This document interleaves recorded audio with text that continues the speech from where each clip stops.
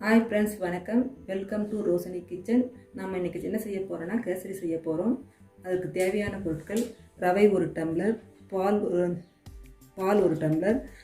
சர்க்கரை 1/4 டம்ளர் கல் உப்பு சிறிதளவு முந்திரி திராட்சை கேசரி பவுடர் ஏலக்காய் பொடி 2 டம்ளர் தண்ணி 1/4 டம்ளர் ஆயில் நெய் ஓகே फ्रेंड्स இப்போ எப்படி கேசரி செய்வது வாங்க பார்க்கலாம்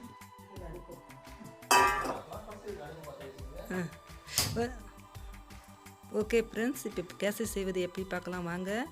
அடுப்பை பற்ற வச்சுக்கோங்க ஒரு பேன் வச்சுக்கின்னு 1 டம்ளர் பால் 2 டம்ளர் தண்ணி போட்டுக்கோங்க 1 டம்ளர் ரவைனாவே 3 டம்ளர் தண்ணி கூட போட்டுக்கலாம் ஆனால் சுவைக்காக நான் 1 டம்ளர் பால் 2 டம்ளர் தண்ணி போட்டுருக்கேங்க அது நல்லா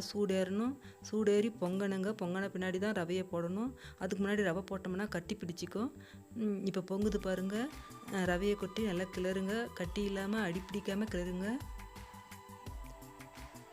கிளறியாச்சா அப்புறமா கேசரி சுவைக்காக 2 கல் உப்பு போட்டுக்குங்க கல் உப்பு போட்டுக்குங்க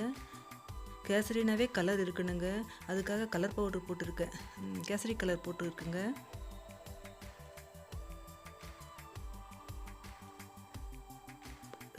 போட்டு கலருங்க ரவை வெந்த பின்னாடி தான் சர்க்கரையை போடணுங்க அதுக்கு முன்னாடி சர்க்கரை போடக்கூடாதுங்க ரவை வெந்துடுச்சு சர்க்கரையை போட்டிருக்கேன் நல்லா கொட்டி கலக்குங்க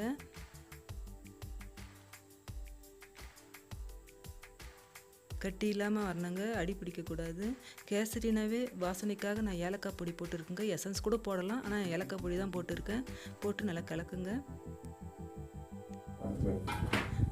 அடுப்பு பற்ற வச்சு வானலை வச்சு அதில் நெய் ஆயில் விடுங்க நெய் ஆயில் நல்லா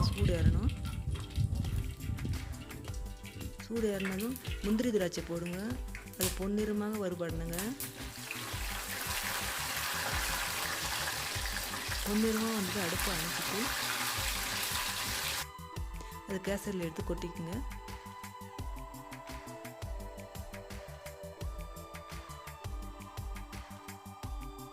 கொட்டி நல்லா கிளறுங்க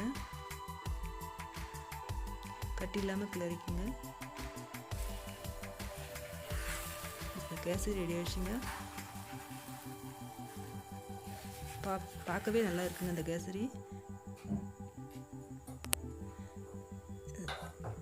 உங்களுக்கு இந்த வீடியோ பிடிச்சிருந்தா சப்ஸ்கிரைப் பண்ணுங்கள்